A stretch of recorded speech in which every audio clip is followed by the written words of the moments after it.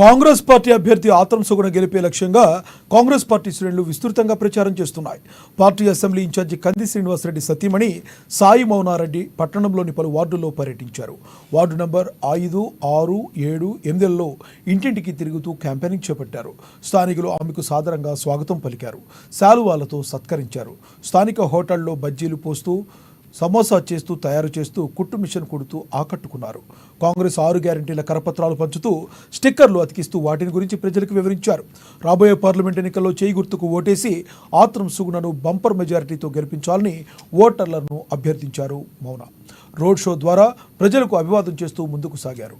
ఈ ప్రచారంలో కాంగ్రెస్ పార్టీ ముఖ్య నాయకులు, కార్యకర్తలు పాల్గొన్నారు.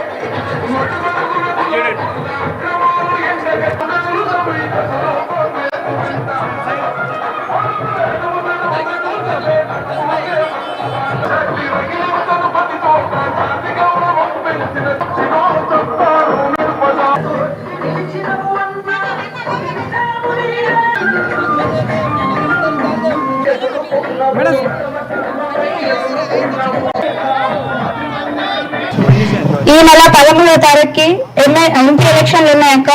కాబట్టి మొదటిసారిగా ఆదిలాబాద్ జిల్లాలో ఒక మహిళకి ఏ పార్టీల నుంచి చూసుకున్నా కానీ మన కాంగ్రెస్ పార్టీలో ఫస్ట్ టైం ఇప్పటిదాకా ఎవరికి ఇవ్వలే మహిళకి టికెట్ ఇచ్చిందక్క. కాబట్టి మన మహిళలందరం ఖచ్చితంగా ఇంట్లో నుంచి కదిలి మన మహిళని గెలిపించుకునే బాధ్యత మనందరి మీద ఉన్నది. ఎందుకంటే ఎవరన్నా మన అర్థం చేసుకుంటారు అంటే ఆడామే పరిస్థితి ఆడోళ్ళకి అర్థమవుతుంది. కాబట్టి సుగుణక్క మన కోసం తన గవర్నమెంట్ జీతం వదిలేసుకొని తను సేవ చేస్తా అని చెప్పి వచ్చింది.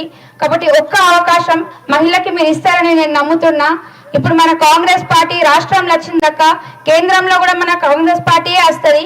ఇప్పటికీ 545 ఎంపీ సీట్లు ఉంటాయి మొత్తం. దాంట్లో 190 పోలింగ్ అయిపోయినాయి.